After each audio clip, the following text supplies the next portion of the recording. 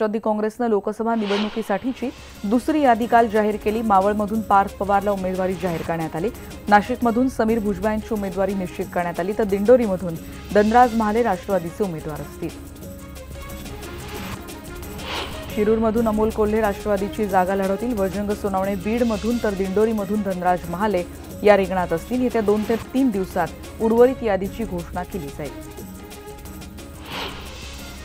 शरद पवार पुन्हा निवडणूक लढतील माढ्यामधून अशी चर्चा सध्या रंगते, पण याबद्दल थेट पवारांनाच विचारलं असता त्यांनी चिडून उत्तर दिलं अशी माहिती कळते। राष्ट्रवादीच्या दुसऱ्या यादीत नगरच्या जागेबद्दलचा सस्पेन्स कायम आहे। सुजय विखेंच्या विरोधात राष्ट्रवादीचा उमेदवार कोण याबद्दलची उत्सुकता कायम आहे। बीडमधून अनपेक्षितपणे बजरंग सोनवणे या नवख्या उमेदवाराला तिकीट जाहीर करण्यात आले आणि ते 3 वेळा जिल्हा परिषद सदस्य राहिलेत। तालुका खरेदी विक्री संघ आणि येडेश्वर सहकारी साखर कारखान्याचे ते चेअरमन आहेत। राष्ट्रवादीकडून मावळमधून पार्थ पवारची उमेदवारी जाहीर झाल्यानंतर राष्ट्रवादीच्या कार्यकर्त्यांनी फटाके फोडून आनंद साजरा केला। मावळमधली दृश्य आपण बघतोय।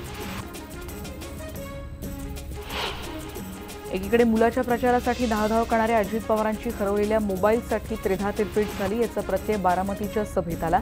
भाषण थांबवत अजित पवारांनी मध्येच आपल्या मोबाईलची शोधाशोध सुरू केली, पण हा मोबाईल अजित पवारांच्या खिशातच सापडला।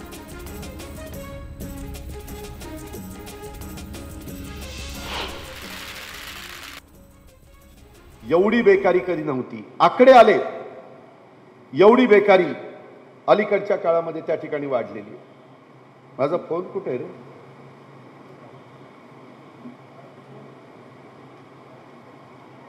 नाही, इथं होता का? बघा बरं।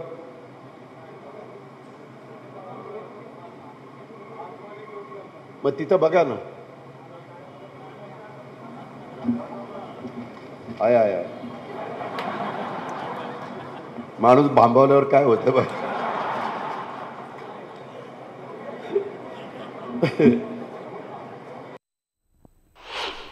जालन्याच्या जागेचा तिढा मात्र अजूनही सुटलेला नाहीये। अर्जुन खोतकर आता उद्या अंतिम निर्णय घेणार आहेत। तर मुख्यमंत्री आणि उद्धव ठाकरे यांच्यासोबत माफ करा उद्या नाही तर आज खोतकरांची संयुक्त बैठक होईल। निवडणूक लढवण्याच्या भूमिकेबद्दल खोतकर अजूनही ठाम दिसतात। राजू शेट्टींना सोबत घेण्यासाठी आघाडीच्या जोरदार हालचाली आहेत। सांगलीची जागा स्वाभिमानी शेतकरी संघटनेला सोडण्याची तयारी काँग्रेसनं दर्शवली। राष्ट्रवादीच्या पहिल्या यादीत हातकणंगलेची जागा स्वाभिमानीला सोडण्याची घोषणा राष्ट्रवादीनं केली आहे आणि त्यामुळे आता शेट्टींच्या मागणीनुसार सांगली, वर्धा किंवा बुलढाण्यापैकी एक जागा शेट्टींना सोडायची याबद्दलचा खल सुरू असल्याचं कळतंय।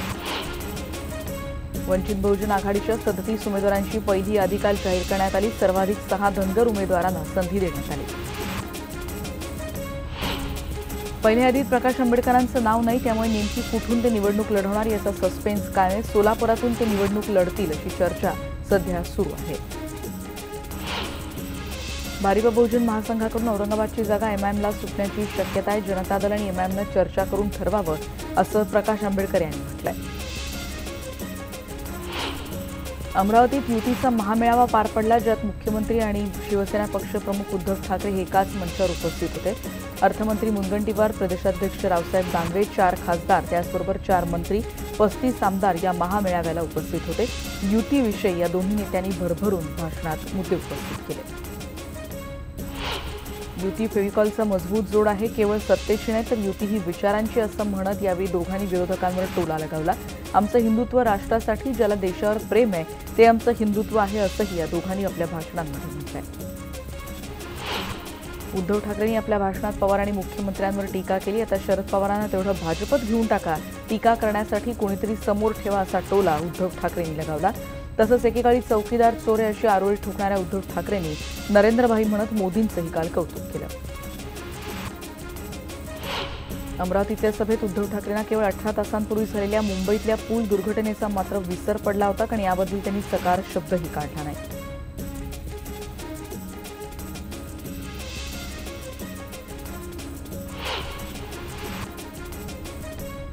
भाजपमध्ये प्रवेश केल्यानंतर सुजय विखे पाटील यांनी विविध नेत्यांच्या गाठीभेटींना सुरुवात केली। काल त्यांनी पंकजा मुंडेंची भेट घेतल्याचं कळतंय।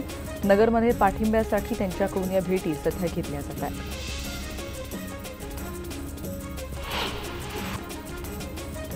अहमदनगरमध्ये दाखल झालेल्या सुजय विखे पाटील यांचं जंगी स्वागत करण्यात आलं आणि या रॅलीत मोठ्या संख्येनं तरुण सहभागी झाले होते. भाजप जिल्हाध्यक्ष भानुदास बेरड यांच्या घरी जाऊन त्यांची भेट घेण्यात आली. सेनेचे उपनेते अनिल राठोड यांचीही त्यांनी भेट घेतली. सर्वच नेत्यांच्या भेटीगाठींचं सत्र सुजय विखे पाटील यांच्याकडून सध्या सुरू आहे.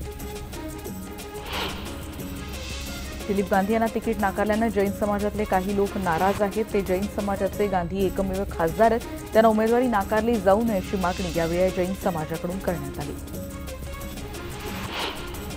नागपूर लोकसभा मतदारसंघातून काँग्रेस उमेदवारीसाठी नाना पटोलेंचं नाव जाहीर झाल्यानंतर नागपूर स्टेशनवर त्यांचं जंगी स्वागत करण्यात आलं. राजू शेट्टींना सोबत घेण्याबाबत आघाडीच्या जोरदार एकीकडे हालचाली सुरू आहेत आणि सांगलीची जागा त्यांना सोडण्याची तयारी दर्शवल्याची माहिती कळते.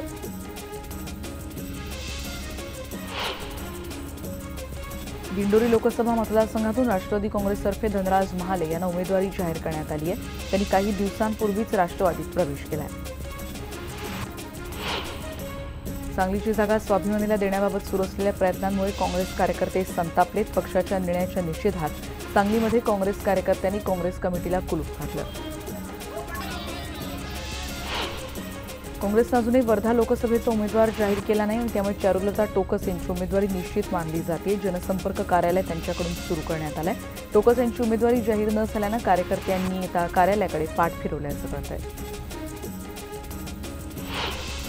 नाशिकमध्ये 4.5 वर्षात विकास थांबला आणि भुजबळांना श्रेय मिळू नये म्हणून विकास कामच केली नाहीत असा आरोप छगन भुजबळ यांनी नाशिकमधल्या पत्रकार परिषदेत केला. अमरावतीमध्ये शिवसेना जिल्हाप्रमुख माजी आमदार संजय बंडा यांचं काही दिवसांपूर्वी निधन झालं. त्यांच्या कुटुंबियांना शुक्रवारी शिवसेना पक्षप्रमुख उद्धव ठाकरे यांनी भेट दिली. कल्याणमधून लोकसभा खासदार श्रीकांत शिंदे यांनी उल्हासनगरच्या भाजप नगरसेवकांना 5 वर्षात एकदाही निधी दिला नाही, त्यामुळे त्यांना निवडणूक जड जाईल असं भाजप नगरसेवक प्रदीप रामचंदानी यांचा एक व्हिडिओ सध्या सोशल मीडियावर व्हायरल झाला. खासदार भावना गवळींविरोधात फेसबुकवर अश्लील लिखाण केल्याप्रकरणी पोलिसांनी कारंजातल्या एका आरोपीविरोधात गुन्हा दाखल केलाय. 7 पठाण असं त्याचं नाव कळत आहे.